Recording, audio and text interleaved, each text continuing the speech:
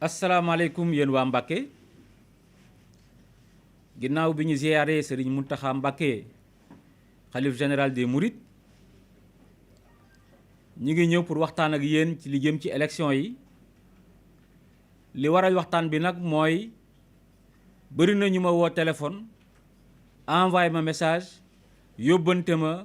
ne ma Abdou Karim lan mooy position ci élection yi lan mooy position parti bi ci élection yi ci département Mbacké.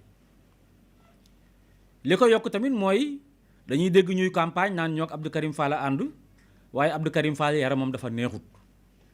xam nga ku ma gis xam ne sama yaram dara naqariwu ci maa ngi sant yàlla bu baax a baax a baax a baax waaye damaa campagne loolu lu jar a leeral la xëñ na wax naa ci télévision yi wax naa ci rajo yi waaye dajut léeg-léeg ma dem fenn sax ñu ne ma tàllal loxo ñu ñaanal la ndax élection yi nga nekk ci député ci liste bi ndax xamuñ sax ne duma candidat kon nag dama war a leeral waa Mbacké ndax Mbacké mooy sama priorité balaa may jublu ci Sénégal li waral ma toog sama kër campagne ma nag mu nekk lu ma naqari ndax ba ma duggee ci politique 1982 ba léegi c'est la première fois campagne électorale am bokkuma ci li ko waral nag mooy dañoo sosoon benn coalition bu ñuy wax Yewwi Askan Wi ñu bokk ci membre fondateurs yi nga xam ne ñoo ko taxawal waaye fii ci Mbacké yéen ñëpp xam ngeen ne bu ñuy wax coalition Yewwi Askan Wi fii ci Mbacké Abdou Karim Fall moo tax bu ñuy wax coalition Yewwi Askan fii ci Mbacké Sëñ Fallu Mbacké moo tax ak yeneen candidats yi waaye bi ñu jógee ci élection locale yi dem ci élection yi député yi suñu coalition bi ni mu tabbee candidats yi moo indi jafe-jafe yaakaar naa ne ñoom dégg ngeen sax benn leader ci ñoom mu ne kenn bëggutoon a dem ci département yi ba mu des Abdou Karim Fall ak yeneen ñett yéen bu ngeen fàttalikoo sax ba ma ànd ak Abdou Mbaye 2017 ba ma njëkkee daje ak moom dama ne ko man Mbacké moo ma ñor Mbacké moom laay dem fa laay dem jiite fa liste bi fa laay campagne dugguma ci liste nationale. ba ñu commencé waxtaan yi tamit ci suñu coalition muy coalition Yewwi Askan Wi ca première ndaje ba bi ñuy wax candidature dama ne leen man duma candidature fenn fu dul Mbacké ga ma dëkk liste nationale man déwuma ci man sama base laa gëm fa laay dem liggéey fa. ba ñu defee noonu ñeent dong la ñu woon ñu woote waat beneen waxtaan ne leader yëpp mënuñoo nekk liste nationale bi ndaxte dañoo bëgg a gañ élection yi te bu ñu ko bëggee gañ il faut leader yi dem ci département yi xeex ndax leader charisme la leader ay moyen la te loolu soxla nañ ko ci département bi la. ba ñu jàppee loolu ñu ne léegi nan la ñuy def ñu réunion ba tënk lan la tënk réunion ba daf ne bu dee ñeent lañ ñett yëpp dañuy dem ci département yi kenn rek mooy nekk ci liste nationale bi. bu ma ko bëggee firi bu dee ñaar fukk lañ fukk yeeg juróom dañuy dem ci département yi juróom yi ñooy des ci liste nationale bi waaye ba ñu defee investir ba pare loolu kenn gisu ko ñun ñi nga xam ne ñoo njëkkoon a laaj dem ci département yi dañ ñoo rocci def fa seeni militant loolu lañ def sama nawla yeneen ku mel ni docteur Babacar Diop ca Thiès Moustapha Guirassy ca Kédougou Cheikh Bamba Dièye ca Saint-Louis Aminata Lo Dieng ca Pikine sëñ Mansour Sy Djamil ak ñeneen donc bi loolu amee yëg ngeen jafe-jafe yi ci am ndaxte dañ ñoo wor ci élection yi ndax wor mënta weesu ànd ak sa nawle ba dara du dara ba ngeen amul dara ngeen yàgg ngeen fekk leen ci opposition bi di ànd ak ñoom di liggéey bu génne xaalis jotee ngeen téeméeri junni mu joxe bu dee ay millions ñu génne campagne pour Yewwi Askan Wi mën a am ndam kon nag buñ àggee ba ci député yi dañ ko waroon a jaarale yoon ku nekk gis ci sa bopp waaye ñun li ñu gën a jaaxal ci département Mbacké bi mooy ña ñu àndaloon ñëpp dañ leen a beddi indi ñu bees léeg-léeg kenn ne ma waaw xëy na li la Abdou Mbacké Ndaw rawoon moo tax ñu jël ko ma ne ko bu doon loolu la kay Ousmane Sonko ba muy nekkee député 2017 ci aw des la amee woon député waaye teewut ba candidat présidentiel ñëwee dafa ñëw ne damay nekk candidat kon mënoon naa xool ko mu amutoon lu bëri mu xool ko am doole mu dem ànd ak moom te politique ku nekk ci nguur wala nga yore dara sa résultat ba ngay am du bokk ak résultat ba ngay am boo ca jógee ku wedde laajal Abdou Diouf ak parti socialiste ku wedde laajal PDS ak Abdoulaye Wade bu ñu amoon doole tey duñu ànd ak Ousmane Sonko waaye loolu li ko waral mooy wor. ndaxte ñun ñoo fi jaamaar la woon mois de janvier Abdou Mbacké Ndao ne ko ni nga yore dëkk bi baaxut yaa jalgati suuf si état civil baa ngi nii tey ku bëgg am extrait doo am extrait ak jafe-jafe yu bëri. ñu ne kooku nag léegi deful sax ñaar fukki fan ci coalition bi dem gisee ak Ousmane Sonko waxtaan ak moom rek ne ko dama lay jàppale 2024 ndax Abdou Karim Fall moom di mu jébbalu man du ma jébbalu ci benn leader. man benn sëriñ laa am muy sëriñ Gédé Bousso ibnu sëñ Njaañe Bousso ibnu sëñ Mbacké Bousso kooku daal danaa ko sukkal raamal ko mais duma ko defal benn leader politique bu yàlla bindu. ndax man dama doon nit koo xam ne kii dama sàmm dignité dama sàmm ngor te dama bëgg sama bopp te fier ci sama bopp. kon nag du ma dem di topp kenn di ko wayaan wala ma di ko dunguru bu dee looloo tax ñu dindi ma ci liste yi man du ma mas a nekk ci liste ndax du ma dunguru kenn man sant naa yàlla bu baax a baax a baax ndax député tiitalu ma. donc jëfin wu ñaaw woowu nag mooy nga ànd ak nit am ku bees koo xam ne ki yow da nga ne anti système nga mu nekkoon ca système ba am lu ko fa naqari mu ñëw daw làqatu ci sa kaw nga jël ña nga àndaloon démb ak bërki démb ngeen di ñaq deret di tuuru nit ñiy dee ngeen di xeex ba dara desu ñu ne député ñëw nga rocc ka nga àndaloon démb ak bërki démb ñëw roof ku bees ki nga xam ne kii xamoo sax ëllëg nan lay taxawee. loolu moo ñu naqari loolu moo waral jafe-jafe yi te loolu moo tax coalition bi di ngeen koy gis ni am problème te comme li olof Njaay di wax rek war baaxut boo waree da nga koy gis. ba ñu waree yor seen biig ak seen feuille ne Abdou Karim Fall non du nekk député Cheikh Bamba Dièye du nekk député docteur Babacar Diop du nekk député sëñ Mansour Sy Djamil du nekk député Moustapha Guirassy du nekk député ba ñu paree yàlla dana leen yéen du ngeen dogal maay dogal yéen ñi ko def tamit yéen kenn du ci nekk député. loolu moo waral seen liste ba ñu dindi ko mais lu ngeen gis ñu ne ñun ay poste la ñuy xeex danaa ci ñëw léegi ñoom bañ dindee suñu liste ba seen liste titulaire ba lu xew dañoo woote ay manifestation Ndakaaru ba ñaari ñun xam ñetti nit dee ci ndax lan bëgg liste ba ñu dugalaat ko te ñëpp xam nañ ne conseil constitutionnel bu jëlee ndogal kenn mënu cee ñëwaat donc ña ca dee ñoo perte waaye ñoom place lañ bëggoon pour nekk ay député moo taxoon ñu doon woon nit ñi ci manifestation. ndaxam sax man ànduma ci liste bi nañ ko rejeté ndaxam man doxalinu Macky Sall ànduma ci tey ànduma ci ni mu doxalee ci élection yi ànduma sax ci décision conseil constitutionnel bi parce que dama yaakaar na élection bu ñu koy def dañoo war a jàppale nit ñi ñu bokk waaye waruñu leen a génne waruñu leen a def leneen. waaye dama ne coalition aussi boo ko yoree ñu ne yow ci ñi ëpp doole nga bokk nga bëgg a nekk président da ngay njaboote ñëpp doo bund xataal kenn doo beddi kenn. yéen gis ngeen fii ci élection locale yi ba mu ñëwee ci sama meeting ba na mu fa waxee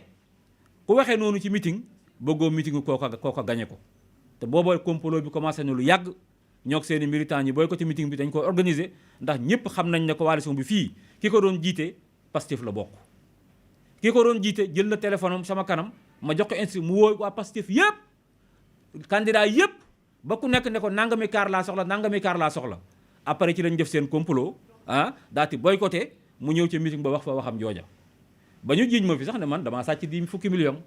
waaye xam ngeen ne fii am na ñu ko fekkee ka ma jiiñoon loolu ñëw ne fii ci salle bi Sukuraam daati jéggalu daati def vidéo ne dañ koo nax dañ ko manipuler moo tax mu def loolu te xam ngeen ne man 10 millions mënumaa këf te ñi bokkoon ci yëpp xam nañ ne man maa mottali la ci nekk ci meeting ba yëpp te maa financé sama campagne ba mu jeex kenn def ci benn dërëm. léegi nag militants yi soxla nañ ma wax ak ñoom waa population Mbacké soxla nañ ma wax ak ñoom sympathisants yi soxla nañ ma wax ak ñoom fu nekk lañ may wooyee ndax ñun ñu ngi ci département Mbacké bi yëpp ñu ngi fi mais li may wax nii nag maa ngi koy wax pour département Mbacké waxuma ko pour niveau national ndax boo demee fële ca Goudomp suñu responsable ñu ngi bokk ci coalition Yewwi Askan Wi di campagne chaque jour di ànd ak ñoom boo demee Ndar trésorier coalition bi sax suñu camarade la boo demee bu ma demee ci commune bu mel ni Diofior ci Mbour am na benn commune boo xam ne suñu camarade bi xam mooy seen responsable foofa di diriger campagne bi ñun li ñuy wax fii lañ koy waxee te tey bu doon ne dañoo jël Sëñ Fallou Mbacké investir ko ndax dafa gagné jël Diomaye Faye investir ko ndax dafa gagné kon du ma am benn jafe-jafe damay ànd ak ñoom campagne waaye ñoom ñi ñu jiital ñëpp dañ leen a gagné te ñoom ñëpp kenn rawu ci boo jëlee Abdou Bara Dolly mi jiite dañ koo gagné bi mu demee ci élection départementale avant Ndaare la jël kooku lañ jël tey mu jiite ndax xaritu waa ji la boo jëlee Abdou Mbacké Ndao gañ dañ ko moo nekkoon maire ñu wàcce ko waa Mbacké weddi ko gis ngeen ba mu ñëwee ci meeting ba sax nangu te présenté Abdou Mbacké Ndao wax na ba jeexal tudd ko mais koo xam ne kii boo ñëwee fa mu dëkk bay présenté candidat yi ñemewoo koo présenté loo koy defee ci liste xanaa bëggoon rek fagaagal Abdou Karim Fall ba du nekk député moo la ci dugal. kon nag Abdou Karim Fall tamit day am fulla am fayda suñu parti am fulla am fayda ñun ànduñoo kenn di la dunguru nga mel ni sëriñ ak taalibe ñun suñu personnalité lañ yore suñu dignité lañ yore suñu ngor lañ yore te moom la ñuy sàmm tey moom la ñuy sàmm ëllëg. dégg naa nag ñu naan sax waa Abdou Karim Fall dem na APR waaye xam naa li ko waral rek mooy comme candidat yi nekk ci département bi yëpp te ñu war leen muy Abdoulaye Niane di Cheikh Bara Dolly di sëñ Fallou Mbacké ñoom ñëpp dañoo woote ne dañu wooteel APR ñu foog ne Abdou Karim Fall tamit moom ñoo yem rek day wooteeloo APR. waaye man du ma genre boobu man ba may politique ñooñu ñëpp politique guñ ku commencé politique 82 booba ñii nekk fii di politique ñu ci bëri xamuñ politique. te ma nekk lépp ci opposition bi di xeex man wax naa leen député tiitalu ma ndax poste man bi ma nee candidat maire dama noonu su ma amee salaire dama koy delloo population bi su ma nekkoon député tamit noonu laay def salaire bañ may fay population bi laa koy may jigéen ñi laa koy may di leen ci defal ay formation di leen ci financé comme ni ma ko defee bu ngeen demee ci mbaar mi ngeen gis saabu yi nga xam ne yi sama jigéen ñi ñoo ko produire ci formation yu ma leen di defal ci di ko lawal ci dëkk bi ba nga xam ne ñi danañ am seen autonomie kon nag ñun bokkuñ ci yooyu ñun élection yi ñu jëm amuñ ci defar amuñ ci yàq amuñ ci defar amuñ ci yàq ndaxte ñun lu ñuy boolewut bokkuñ ca lu ñu jéem a xeeb lu ne ñu seetaan ñun woote ji wuñu dañuy toog suñu kër seetaan leen ak ñoom ñi nga xam ne ñii ñoom ñoo dem ci élection yi ñu xool résultat boobu lan lay joxe koo xam ne kii mënoo bañ a seetaan parce que man seetaan laa santaane booy woote nga bañ a wooteel wàllu loolu daa leen di digal ndaxte coalition yeewu wàllu coalition naxante la man bokkoon naa ci ñi doon négocier coalition bi xam naa bu baax li may wax ba ñu ne Mbàkke dañ koy jox wàllu damaa toog lànk bañ li tax ñu bedd ma sax loolu ci la bokk ma ne leen mais Yewwi Askan Wi moo gañe te base waxtaan bi dañoo waxoon ne ku nekk fa nga gañe yaa fay jiite lan moo waral ñu ne ku nekk fa nga gañe yaa fay jiite ba noppi ñi ñëw Mbàkke ne dañ koy jox waa wàllu xam nga loolu yéen wun maanaam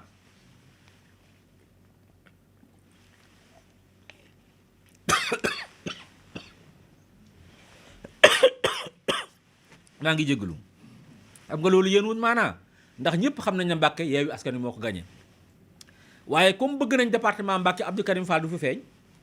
te buñ fa defoon yi liste Yewwi rek mën naa am dana demee neneen ñu ne nañ ko jox Ablaye Wade demoon nañ ba Ablaye Wade sax di ñaan ñetti poste yi ma ne leen loolu mënta nekk waaye ba ñu toogee ca coalition bu di waxtaan ba am problème jubóowuñu ñu tàggoo ca ëllëg sa ba ñuy continuer waxtaan yi dañ maa beddi loolu xam nga tegawul fenn pour wan la rek ne li ma bëgg a wax te bëgg cee daaneele balaa maa ñëw ci français bi ndax wax ci jarul guddal mooy doomu aadama boo ne yow da ngay incarner ne man nit nii laa mel anti système laa man mbir yi ci jub laa koy teg man démocratie laay woote man fonk sama kàddu laay woote man respecté sama morom laay woote nawle woo sama morom laay woote da nga koy jëfee te lii ñu jëfe ci investiture yi ñëpp xam nañ ne teguwut ci yoon ndax dañoo war ñi ñu àndal jël ñetti parti rek ñu investir Sénégal gépp ba mu daj te ñetti parti du coalition Yewwi Askan Wi bu doon ñoom ñoo coalition defoon Yewwi Askan Wi donc Yewwi Askan Wi ak si fii mu toll ñoom xam nañ ko kon nag ñun suñu parti suñu responsabilité la ñuy jël département bu nekk ñoom ñoo libre pour seet li ñuy def ñu def ko ndax am na ñoo xam ne ñu ngi campagnal Yewwi Askan Wi danañ wooteel Yewwi Askan Wi am na yeneen département yoo xam ne dañu ne ñoom duñu campagne duñu woote département Mbacké nag comme fi laa juddoo fi laa yaroo fi laa milité kon département Mbacké maay wax ci seen kàddu man mii seen leader ne leen élection yi amuñ ci defar amuñ ci yàq su ngeen xëyee ndekk leen ba suur toog seen kër seen yoon newut ci élection yi ku bëgg a wootee nag nga xam ne bëggoo jël def loolu da ngaa bëgg a dem def sa acte civique su boobaa nga dem wooteel keneen waaye bul wooteel wàllu Sénégal loolu daal mooy li nga xam ne nii moom laa fi bëggoon a joxe ci kàddu pour informer population Mbacké informer militants yi informer sympathisants yi wasalaam.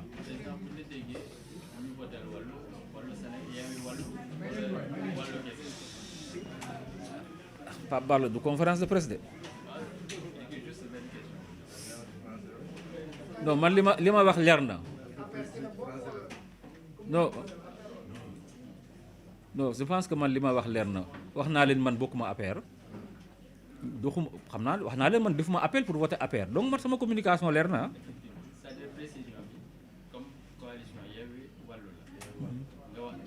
fii liste wàllu moo fi am départemental ñun liste boobu ñoom bi ñu fi ñëwee sax dañoo wax ñëpp nañu wote liste boobu di loolu la ñu wax. waaw man liste boobu daanaka samay militant nañ ko moytu nañ toog seen kër bañ a wote ji man moo ma gënal loolu laa leen di sant mais ku ci rëcc boo demee bul woteel wàllu.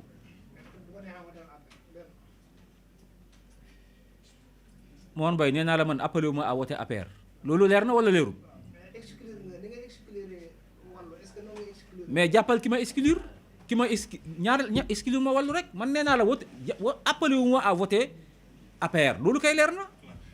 léegi nag leen moom franchement c'est clair je reste maa ngi ci biir Yewwi Askan Wi boo déggee may wax rek nga xam ne maa ngi ci Yewwi Askan Wi parce que nee naa la sama yeneen responsable ci département yi am na ñoo xam ne ni ñooy sax jiite campagne Yewwi Askan Wi. nee naa la boo demee Ndar trésorier ba ka ñuy dénk seen xaalis mooy sama responsable à Saint-Louis wax naa la loolu wax naa la boo demee même Casamance fu mel ni Goudomp ak yooyu ña ngay campagne al Yewwi Askan Wi des fois bu ñu amee problème oto sax sama responsable moo leen di abal oto.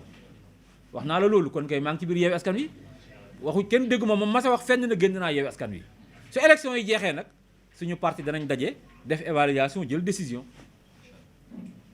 waaye tey Abdou Karim Fall leader coalition yi leader membre de la conférence des leaders coalition Yewwi Askan Wi mooy waxtaan ak yéen. Chers militants et militantes,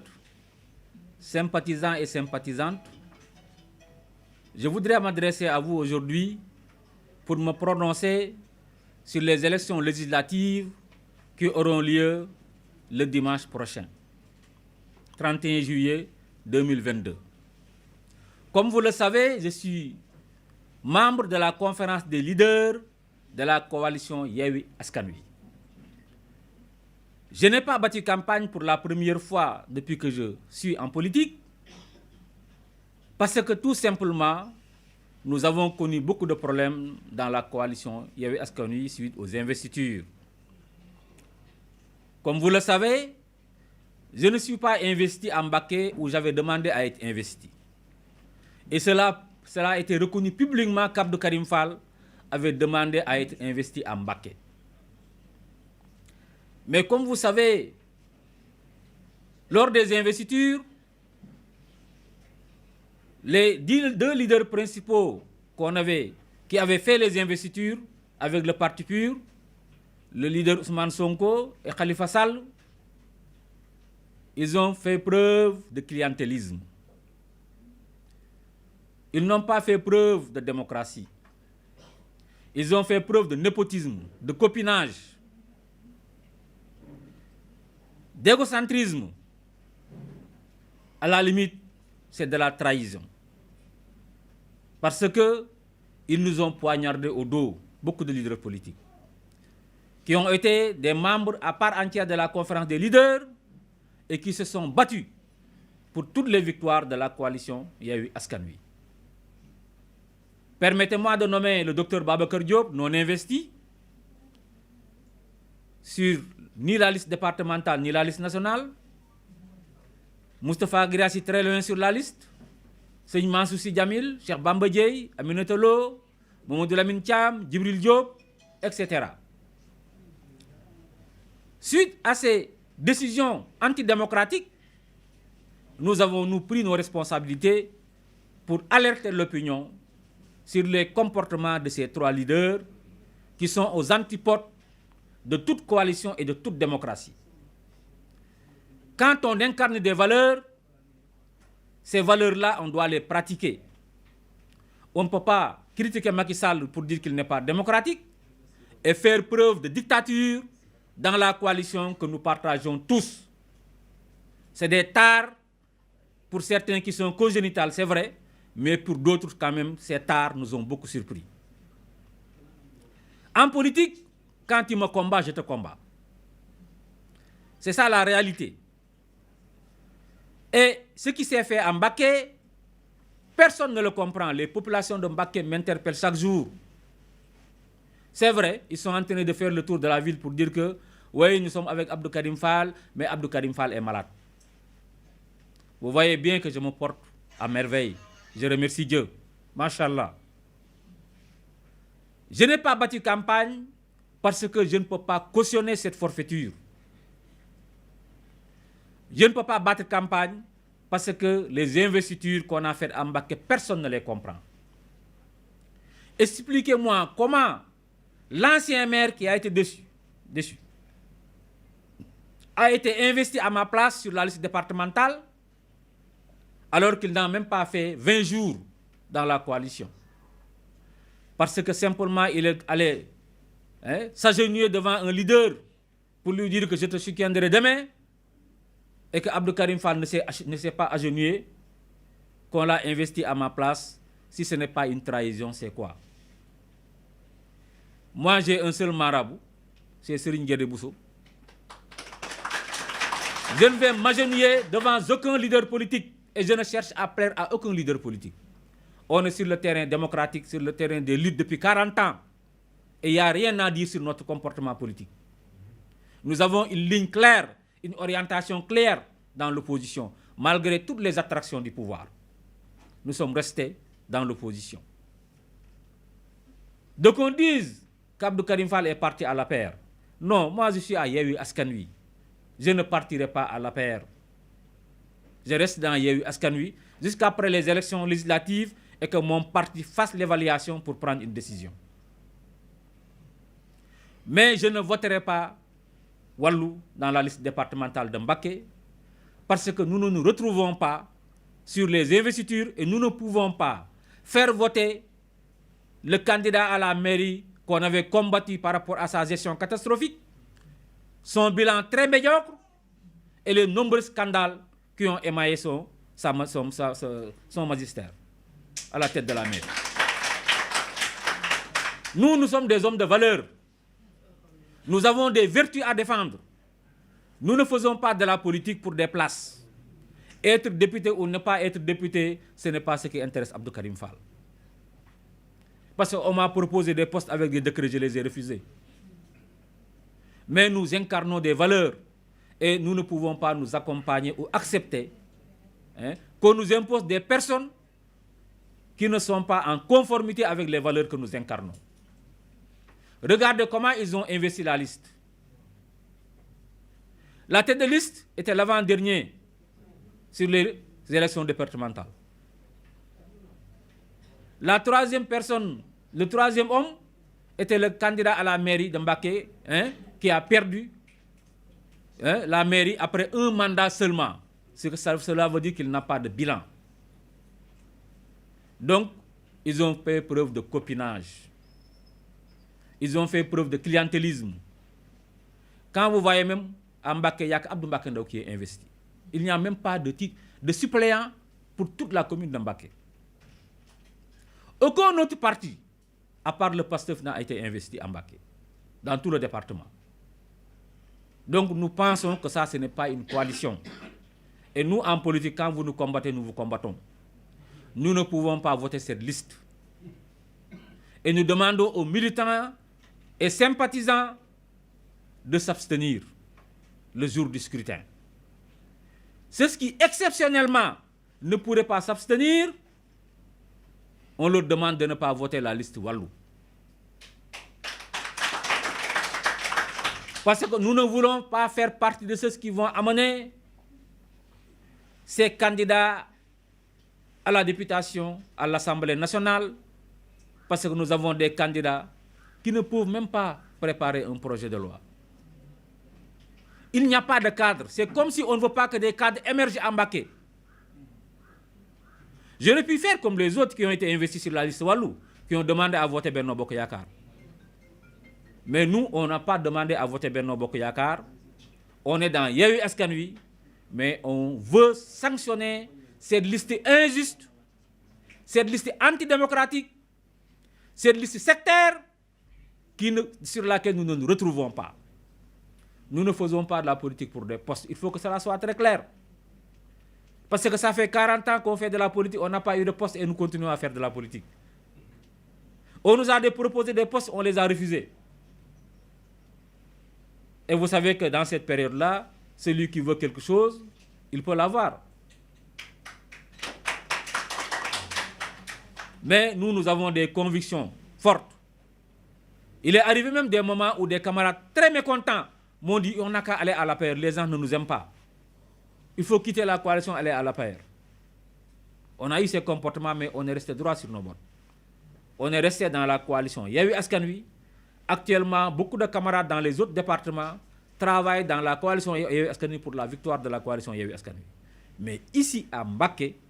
nous ne pouvons pas soutenir cette liste qui nous a exclus de manière antidémocratique. Nous disons que ça, c'est de la méchanceté. C'est un complot ourdi. Un complot ourdi contre notre parti et son leader. Et nous ne pouvons pas, nous, accepter cela. Qu'il gagne, qu'il ne gagne pas, ce n'est pas notre problème. L'essentiel, c'est que nous prenons nos responsabilités par rapport à cette liste et nous ne le voterons pas. Nous ne la voterons pas du moins. Je vous remercie de votre attention.